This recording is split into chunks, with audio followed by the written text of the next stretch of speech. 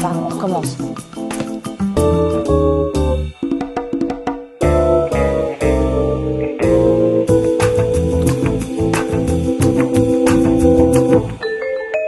La nuit nous appartient de James Gray avec Joaquin Phoenix et Mark Wahlberg. Et j'en ai un deuxième qui est Le Silence des agneaux avec Anthony Hopkins et Jodie Foster.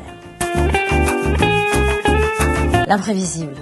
Le fait de ne jamais dénouer l'intrigue avant la fin du film. Sigourney Weaver dans Alien. Wells parce que je trouve que voilà, son cinéma est fascinant, qu'il fait des adaptations grandioses. Sa technique, c'est une véritable prouesse et que il a un thème qui, moi, m'intéresse profondément, qui est la trahison, hein, un thème que je trouve très fort à développer. Et un de mes metteurs en scène préférés, c'est Stanley Kubrick. Et j'ai appris assez récemment qu'il était un des disciples de Wells et que Wells était un des seuls metteurs en scène qui avait grâce à ses yeux. Chabrol. J'aime comment il dépeint l'hypocrisie, les scandales camouflés sous une façade totalement respectable. Comment il condamne la bourgeoisie crispée sur les apparences. Alors CIA, mais je pense que c'est assez injuste. Je pense que c'est simplement parce que les Américains ayant plus de moyens, du coup, elle est mieux mise en scène et elle est plus séduisante et plus intrigante.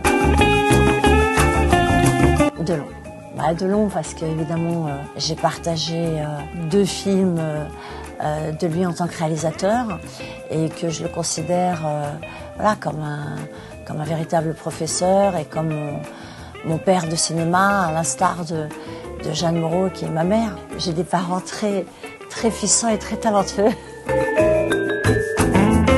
Bad Lieutenant, parce que je trouve ce film extrêmement étrange, que Harvey Keitel donne une performance prodigieuse, que le film traite de l'obsession de la faute et de sa rédemption. Et là aussi, c'est toujours des thèmes qui, moi, m'inspirent, qui me troublent et qui me séduisent. Alors les deux, impossible à départager. Je suis absolument inconditionnelle des deux. Alors qu'est-ce qu'on entend par récidiviste? Si c'est addict, oui, moi je suis une addictive. Je me fais vampiriser par ce qui m'appelle et effectivement, en ça, je peux être récidiviste puisque addictive complète.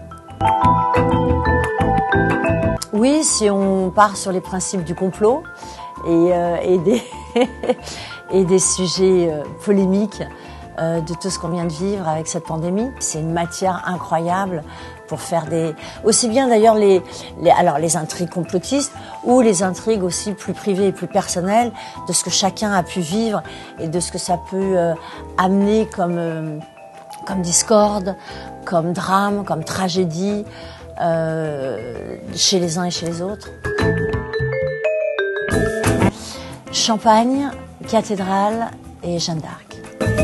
Merci.